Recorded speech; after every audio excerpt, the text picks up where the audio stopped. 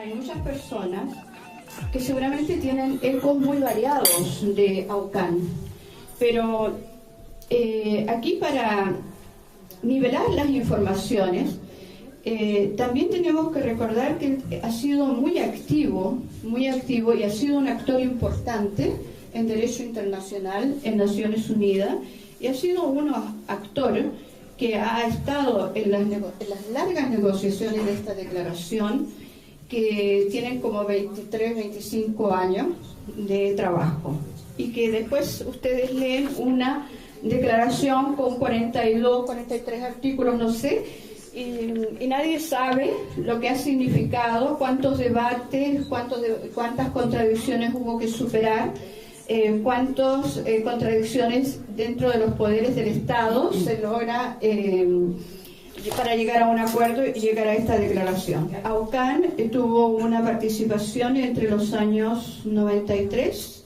al 98, 99. Fue un observador de Guatemala de Naciones Unidas. Él ha sido asesorado a algunos países como Perú, Ecuador, y desde el punto de vista de su formación académica, fuera de hacer sus estudios de Derecho, tiene unas formaciones en Derecho Humanitario en la Escuela de Roma y en la Escuela de Ginebra. Tengo el agrado y el honor de dejar la palabra a Aucán Wilkamán.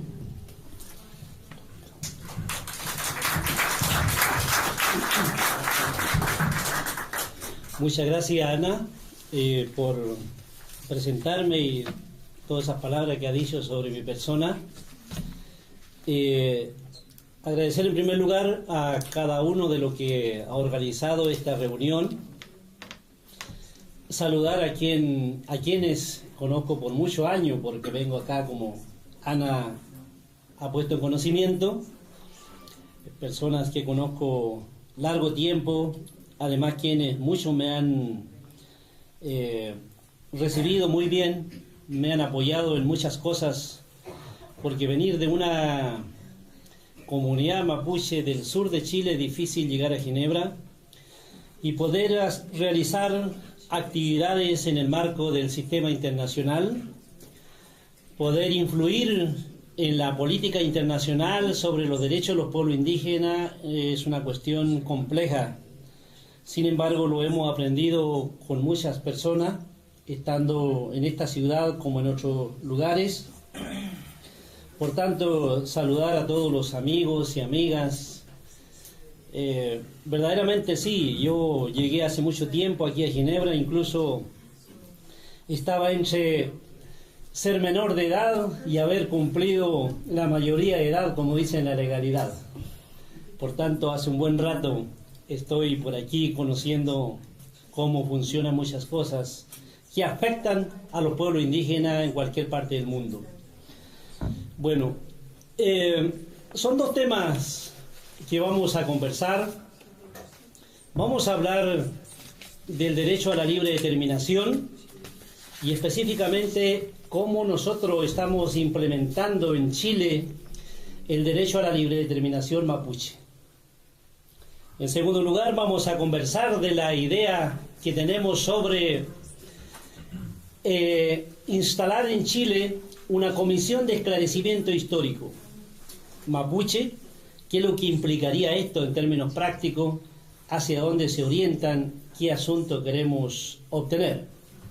Antes, sin embargo, quiero también informar que yo estoy aquí porque Chile en esta presente semana estuvo rindiendo examen ante el Comité del Pacto de Derechos Civiles y Políticos, los 2 primeros días, y por supuesto los pueblos indígenas y los organismos no gubernamentales tienen una oportunidad para presentar informaciones propias ante el comité.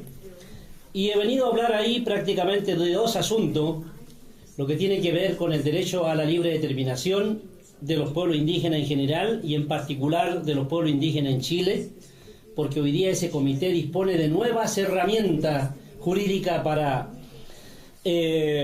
verificar cómo el Estado de Chile cumple esos compromisos internacionales. Y también estoy en la reunión del mecanismo de expertos de derechos de los pueblos indígenas, un órgano subsidiario del Consejo de Derecho Humano, del cual informa y aporta asuntos temáticos. Bien, desde el 13 de septiembre del 2007, todos los pueblos indígenas somos titulares del derecho a la libre determinación. Y ser titulares del derecho a la libre determinación implica varios asuntos. Varios asuntos en la vida que puede determinar el destino o prácticamente da cuenta de un conjunto de situaciones que imposibilitan ejercer ese derecho. Una vez que terminó la discusión aquí en Ginebra, después de 25 años, 20 del cual de mi vida estuve involucrado en eso, en ese proceso normativo, y una vez que se adoptó en la Asamblea General de Naciones Unidas el derecho de libre determinación, ese derecho se traslada al campo de los pueblos indígenas.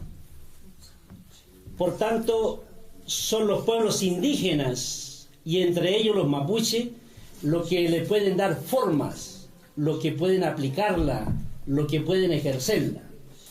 Y en ese sentido, después del 13 de septiembre del 2007, los mapuches nos preguntamos en Chile cómo implementamos ese derecho. Eso significa una capacidad de gobernarnos. ¿Cuántos mapuches estamos en condiciones de ser gobernantes?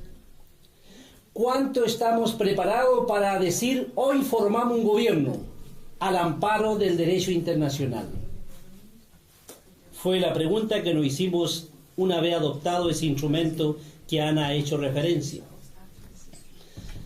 Ahí nos dimos cuenta que carecíamos de un conjunto de situaciones que limitaban la capacidad mapuche de ejercer ese derecho. Las raíces de esas limitantes en el campo mapuche son varias. Y entonces dijimos, ¿qué hacer? Hoy somos titulares del derecho a libre determinación. No le podemos otorgar esa facultad a los estados ni a ningún otro órgano, porque si así fuera dejaría de ser derecho a libre determinación. Entonces, planteamos la necesidad de instituir, de constituir una escuela para el autogobierno mapuche. Y en esa escuela para el autogobierno mapuche debiéramos discutir todos y cada uno de los asuntos que comprende el derecho a libre determinación. Todos y cada uno de los asuntos. Entonces, creamos esa iniciativa y hoy estamos discutiendo qué hacer con el derecho a libre determinación, cómo implementarlo en esa instancia y en esa escuela. Y prácticamente nos hemos encontrado con 4 asuntos fundamentales después de 5 años de debatir esto.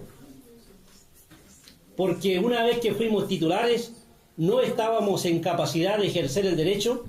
Entonces, a los 5 años de vigencia de esta escuela, nos hemos encontrado que el primer punto que tenemos que realizar es definir si hay voluntad o no hay voluntad mapuche para ejercer el derecho de autodeterminación. Pero este asunto de la voluntad es válido para cualquier pueblo indígena. El primer asunto entonces es la voluntad. Y nos encontramos que la voluntad mapuche está comprometida con otros previo y no hay voluntad comprometida con el pueblo mapuche. El sujeto mapuche, el individuo mapuche, la persona mapuche, su voluntad está comprometida ya sea con el partido político, con la política del gobierno, con las religiones y las sectas. Por tanto, no hay voluntad. Es el primer asunto que nos dimos cuenta en esta escuela, que no hay voluntad. Porque el derecho de autodeterminación implica una voluntad colectiva. Y la pregunta es, ¿qué es primero, la voluntad colectiva o la voluntad individual? Y el asunto es que parte por la voluntad individual. de cada individuo, de cada persona, de cada mujer mapuche, que diga yo me involucro en este proceso y como resultado final es la voluntad colectiva, y al tener voluntad colectiva ese pueblo puede estar en capacidad de decir hoy formamos un gobierno al amparo del derecho a la libre determinación. Y ahí está el problema principal, porque hemos sido objeto de un largo proceso de colonialismo y domesticación. Y el proceso de colonialismo y domesticación chilena ha sido verdaderamente dañino con nosotros. Y prácticamente cuando uno identifica si estos factores de colonialismo y domesticación son tan dañinos, ¿qué capacidad hay para comenzar a despojarse de esa práctica del colonialismo y la domesticación? ¿Qué capacidad, qué voluntad hay? Y ahí nos encontramos que, nuevamente con que esa voluntad está comprometida con otro, y por lo tanto no hay voluntad colectiva mapuche. Y es por eso nosotros nos explicamos que a pesar de ser titulares del derecho a libre determinación, los pueblos indígenas siguen viniendo a Ginebra para debatir este derecho con los gobiernos, porque es el reflejo más evidente, es el reflejo más fidedigno del colonialismo y la domesticación. Hace 3 semanas en Nueva York se discutía en el foro permanente si el derecho a libre determinación discutirlo con los gobiernos. Personalmente me parece que no es nada más que el reflejo de la domesticación y el colonialismo, que sigue esperando que otro sujeto, que otra institución, que otro elemento determinen por él. Y la misma situación aquí en Ginebra, en esta sesión que estoy participando, cuando los líderes indígenas le siguen reivindicando al colonizador discutir sus derechos, cuando ya desde el punto de vista de la norma ya está eso resuelto, porque en definitiva hoy día el derecho a libre determinación está en el campo estrictamente de los pueblos indígenas y de los mapuches en particular. Por lo tanto, cuando la comunidad internacional nos pone a disposición una herramienta, tenemos grandes desafíos, grandes imperativos que resolver nosotros. ¿Demostramos capacidad de uso adecuado de ese derecho o simplemente no hay capacidad? No hay capacidad. Y si no hay capacidad, entonces la ruta de los pueblos indígenas será peregrinar por el mundo, denunciando, protestando, reivindicando, y sin embargo, por otro lado, disponen de una gran herramienta que es el derecho a libre determinación, que le permite autogobernarse. Y eso lo encontramos en Chile, en términos prácticos. Como por ejemplo los mapuches buscando cupo en los partidos políticos para ser candidato a concejal o alcalde, buscando espacio para ser candidato a consejero de un órgano que ha creado el Estado, y el mundo le ha puesto en las manos una herramienta para autogobernarse, y siguen buscando. Eso significa que hay un problema serio entre nosotros, que no es otra cosa que el colonialismo y la domesticación que ha hecho el Estado chileno con los mapuches. Por tanto, estamos en un gran dilema los mapuches hoy. Pero ese dilema no es solamente con los mapuches, es con todos los pueblos indígenas.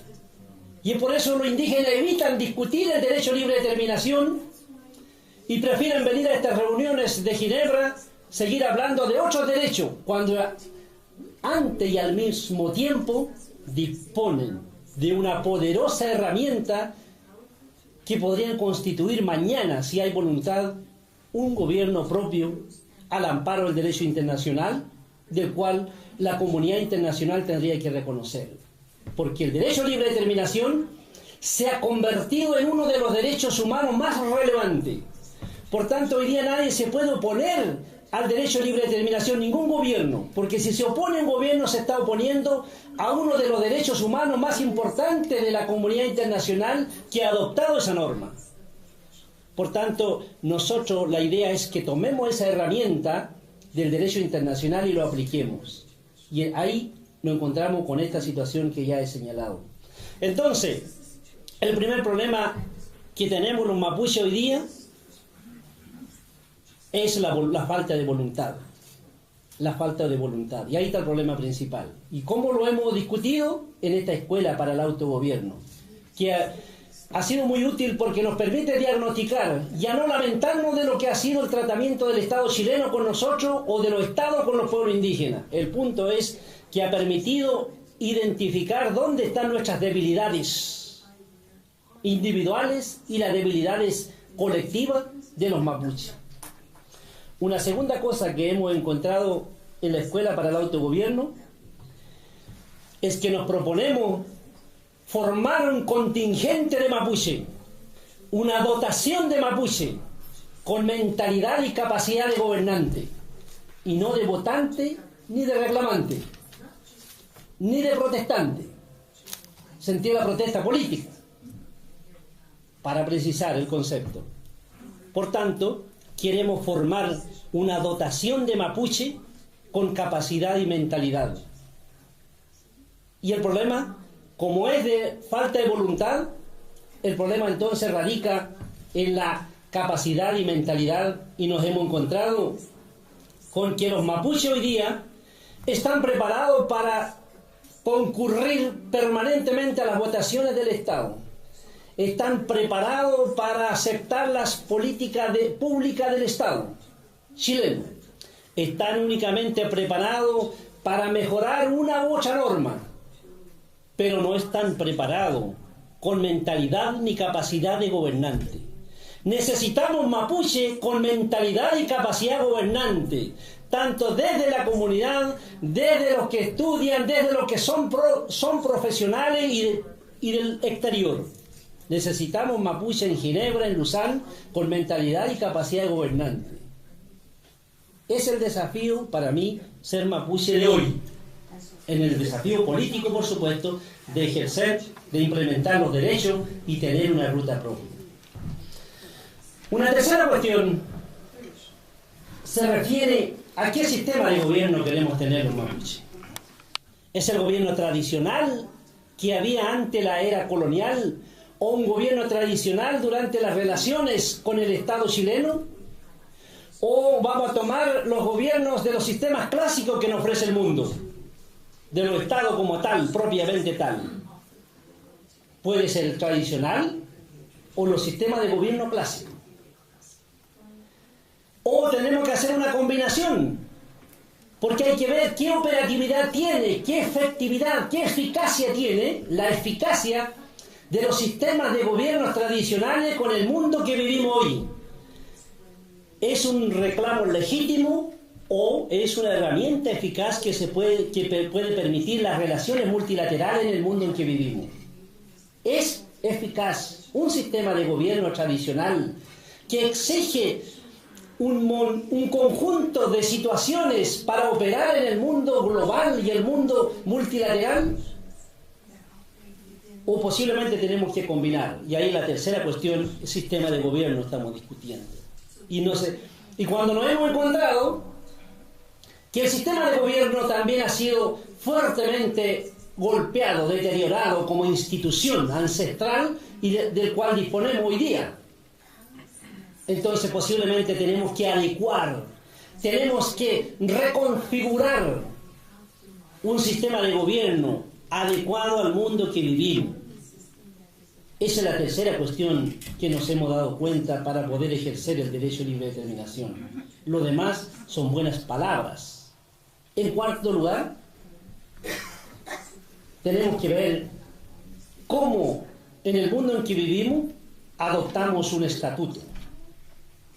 Solamente, claro, muchas personas mapuches dicen, no podemos estar discutiendo igual como los chilenos de tener estatuto y constitución. Yo podría decir sí y no. Mi posición ha sido sí y no. Sí desde el punto de vista histórico, pero desde el punto de la actualidad necesitamos una norma, un estatuto que de la sola lectura se desprende qué es lo que están planteando los pueblos indígenas. Sea un estatuto más extenso o menos extenso, da lo mismo, basta con que cualquier persona en el mundo quiera conocer ¿qué sistema de gobierno están impulsando e implementando estos indígenas? Tendría que ser en esa norma escrita. ¿Y por qué yo personalmente prefiero lo escrito?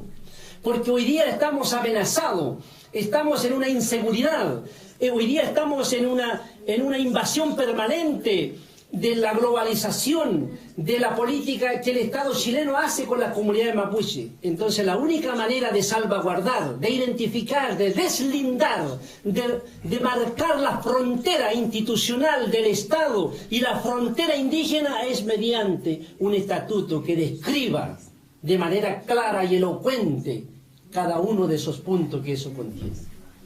4 asuntos entonces para nosotros son elementales y previos. Mientras los mapuche no demos estos 4 pasos previos, vamos a disponer de una declaración de alta significación, pero poco eficaz, porque los indígenas no se han puesto a discutir cómo implementarla. Y es el gran desafío mapuche y no mapuche y las personas y de todos los pueblos indígenas. Entonces ya he señalado que es más cómodo seguir debatiendo con los gobiernos, que les sigan concediendo derechos. Ya los derechos están reconocidos, no es una concesión, están reconocidos, ahí están. Ahí está la norma, úselo. Y el problema grande que a mí me preocupa es que en algún momento puede ser la conclusión que la actual generación mapuche no tenemos capacidad de autogobernarnos. Y puede ser una conclusión en esta escuela que no hay capacidad, no hay mentalidad. Y si no hay, sería bien saber que no hay, pero no aparentar en el mundo atribuyéndole responsabilidad al otro cuando hoy día dispone de una herramienta que podría marcar fronteras y determinar su destino.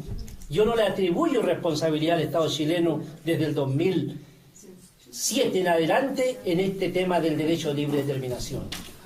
Y sigue teniendo responsabilidad en otros asuntos, en los actos represivos, en la falta de protección del derecho a la tierra, de otras maniobras políticas que impulsa permanentemente, como la consulta que anunció la presidenta Michelle Bachelet en el mes de junio del mes pasado, que son toda una maniobra distractora que no tiene ningún destino, contraria incluso al derecho de autodeterminación, contraria al espíritu de la autodeterminación, contraria a ese derecho, esa consulta que han anunciado.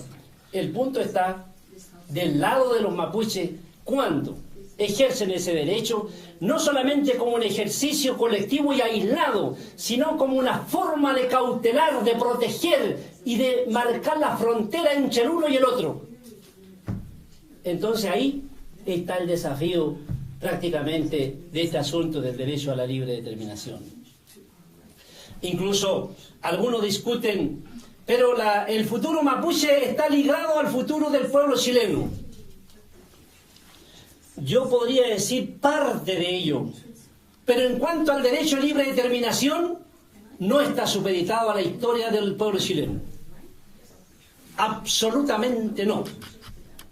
Porque a partir del derecho a libre determinación, los mapuche podemos constituir, auto-otorgarnos una especie de asamblea constituyente y adoptar un estatuto y adoptar finalmente un gobierno. Y nos está esperando si la constitución política sea más democrática y menos democrática. Claro, si pensamos que las constituciones políticas van a ser más democráticas, es un acontecimiento futuro incierto. Yo no sé cuándo. Eso es futuro e incierto. Pero lo cierto hoy que somos titulares del derecho a libre determinación y tenemos una norma que respalda ese derecho. Eso es cierto. Por lo tanto, debiéramos abocar nuestra energía y nuestra fuerza, nuestro entusiasmo a materializar, darle forma al derecho de libre determinación. Como vamos a conversar y hay momento de pregunta, vamos a pasar al segundo punto que se refiere a la idea de una comisión de esclarecimiento histórico mapuche. Quizá esta no es una idea nueva. Puede ser una idea muy antigua y de alguna manera el Estado chileno ha tratado este tema. El día 16 de enero del 2013 nos reunimos varios centenares de mapuche alrededor de la ciudad de Temuco, en el histórico Cerro Ñelol.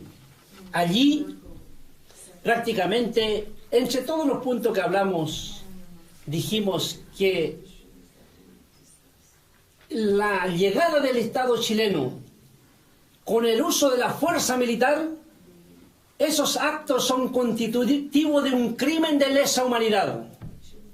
No solo porque usurpó, tomó y confiscó las tierras mapuche, sino por los intentos de exterminio y hechos de exterminio con la población mapuche.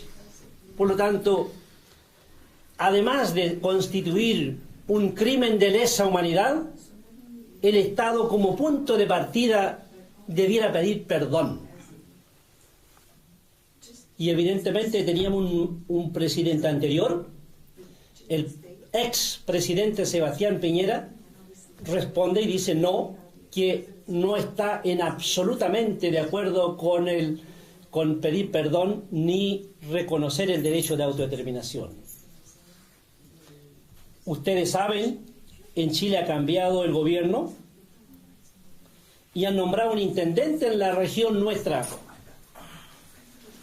Y el intendente Francisco Huenchumilla, entre los primeros actos públicos que ha efectuado, ha pedido perdón. En definitiva, ha tomado un punto del movimiento mapuche, que nos parece bien. El asunto, ¿es suficiente el perdón? No es suficiente el perdón, porque hay perdón religioso. El Papa, el 1992, pidió perdón por acompañar la conquista en América, pero es un perdón simplemente simbólico. Nosotros estamos hablando de un perdón en materia de derechos humanos, o bajo los principios de los derechos humanos. En ese sentido, entonces, luego de que el intendente haya pedido perdón, no siendo un acto importante, pero no suficiente, para que el perdón sea completo, en nuestro entender, desde un punto de vista histórico, se deben esclarecer ciertos hechos. Y queremos esclarecer mediante esta comisión de esclarecimiento histórico todos y cada uno de los hechos que se han cometido de parte del Estado chileno desde el momento que llega al territorio mapuche. Estamos hablando hasta 1881 en adelante, cuando toma control material mediante el uso de la fuerza militar. Por tanto, entonces esta es una comisión, podría ser muy similar a las comisiones que han habido en América Latina sobre derechos humanos, como en Guatemala, una comisión de esclarecimiento histórico, como en el propio Perú, como en Argentina. En Chile hay dos comisiones, la comisión Retis y la comisión Vales. Uno se refirió a la tortura y el otro a otro crimen cometido durante dictaduras militares. Y como este asunto para nosotros es clave, porque es la única manera que una comisión de esclarecimiento histórico permita revelar y poner a disposición los datos que ha sido la llegada del Estado chileno al territorio mapuche, qué ha significado. A partir de ahí, esa comisión entonces puede recomendar medidas reparatorias, compensatorias, pero tiene que hacerlo bajo los principios y los parámetros del derecho y no arreglines políticos, que podría también suceder en la medida de lo posible, de lo que se puede hacer. Tiene que ser bajo los principios generales de los derechos humanos. Y por eso entonces que es una idea que hay que cuidar. Incluso nos hemos preguntado que posiblemente ni Chile ni los mapuches estamos todavía maduros políticamente para que haya una comisión de este tipo. Posiblemente no estamos en la madurez política colectiva. ¿Y por qué digo esto? Porque puede ser tanta la información que se puede revelar. Porque exactamente en los mismos años que Chile tenía una guerra con Perú y Bolivia, el año siguiente los mapuches fuimos invadidos y nos ocuparon, tomaron y confiscaron nuestro territorio. Prácticamente, si uno mira desde el punto de vista histórico, es parte del pasado. Pero también hace algunos meses, Perú ha ampliado su territorio marítimo en el mismo contexto de lo que era la situación histórica Chile, Bolivia, Perú y Chile con el pueblo mapuche. Por lo tanto, puede ser tan del pasado como puede ser tan del presente. Y en ese sentido, los mapuches disponemos de otra herramienta muy significativa que son los tratados.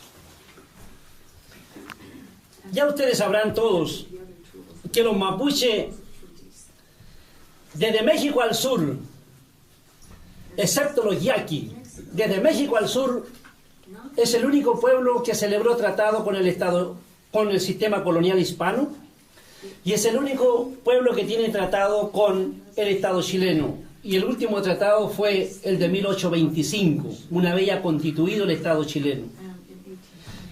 Y esos tratados, esos actos, están hoy día reconocidos en el artículo 37 de la Declaración de Naciones Unidas sobre Derechos de los Pueblos Indígenas, y establece que los tratados están plenamente vigentes de los pueblos indígenas y en particular de los mapuches.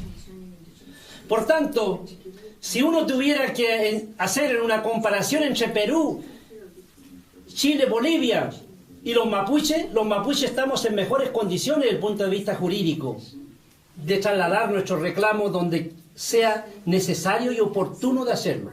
Necesario y oportuno. Y hemos estado discutiendo qué hacer con los tratados. Tenemos otra herramienta en nuestras manos. ¿Qué hacemos? Y ahí tenemos algunas ideas que podemos conversarlo más adelante. ¿Qué hacer? ¿Cómo aplicar? ¿Cómo llevar esos tratados? Entonces, prácticamente esta comisión debe tener un mandato claro. Esta comisión debe señalar claramente qué asunto esclarecer. ¿Qué asunto esclarecer? ¿Qué periodo de tiempo esclarecer? Si comprende únicamente la relación Estado chileno y pueblo mapuche o también incluye la era colonial. Es un asunto del periodo de tiempo que va a esclarecer. ¿Cómo se va a componer esta comisión para que nos rinda un informe objetivo? Y para que prácticamente establezca recomendaciones aceptables. En la naturaleza de las recomendaciones, si son recomendaciones aplicables o simplemente son recomendaciones como la que hicieron ya el 2000. En Chile se hizo una comisión llamada Verdad y Nuevo Trato, en donde el gobierno tomó una propuesta de los indígenas y hizo una mezcolanza. Y puso a todos los pueblos indígenas en un mismo parámetro, no siendo todos iguales, no teniendo la misma historia, lo puso a todos por igual. Finalmente terminaron haciendo un aparente esclarecimiento y que finalmente todo se diluyó. Y además, desde el punto de vista histórico, los historiadores, hoy día contaminados por el indigenismo chileno que opera sobre nosotros, y por otro lado, además del indigenismo, la interpretación ideologizada de la historia que tienen los historiadores chilenos, incluso los amigos de la causa, los que tienen al menos una interpretación más objetiva, ideologizada. ¿Y qué es, por ejemplo, una interpretación histórica ideologizada? Por ejemplo, todos los historiadores hasta el día de hoy sostienen que los mapuches tuvieron una guerra. Y para mí es el mejor ejemplo de identificar la interpretación de la historia desde el punto de vista ideologizado. ¿Por qué ideologizado? Porque desde la era colonial hasta el día de hoy lo han reproducido, porque los españoles cuando llegaron a América y en Chile necesitaban algún adversario o enemigo y tenían que decir que estamos en guerra para justificar sus actos. Estamos en guerra. No había guerra, había invasión lo que había. pero tenían que justificar para eliminar, para masacrar. Entonces es una interpretación ideologizada. Y en el caso mapuche, dicen los mapuches son los guerreros, y los mapuches también replican de la misma manera sin un entendimiento crítico de lo que puede ser esa conducta. Porque si así fuere, prácticamente los mapuches no tendrían nada que reclamar, porque hubo una guerra, y la guerra tiene consecuencias. Las consecuencias se asumen todas. Y yo digo, no hay guerra, nunca ha habido guerra. Y ahí tenemos una discusión con los historiadores. Permanentemente tengo una discusión con ellos, con todos, incluso los que se entienden historiadores más comprensivos con hechos sucedidos con el pueblo mapuche. Entonces ahí estamos discutiendo todo este asunto en este momento. Por tanto, yo quiero simplemente compartir con ustedes lo que estamos haciendo, hacia dónde nos queremos proyectar. Estamos comprometidos con ejercer la autodeterminación. Y si el diagnóstico en la ruta nos dice que no estamos en capacidad porque el colonialismo nos ha destruido, bueno, esa será la situación. Y si así fuera, yo tendré que hacer otra cosa y no podría seguir hablando solo del entusiasmo, de la motivación temperamental. Yo tengo que hablar con verdadera posibilidad para ejercer ese derecho tan relevante como es el derecho a la autodeterminación. Muchas gracias. Muchas gracias.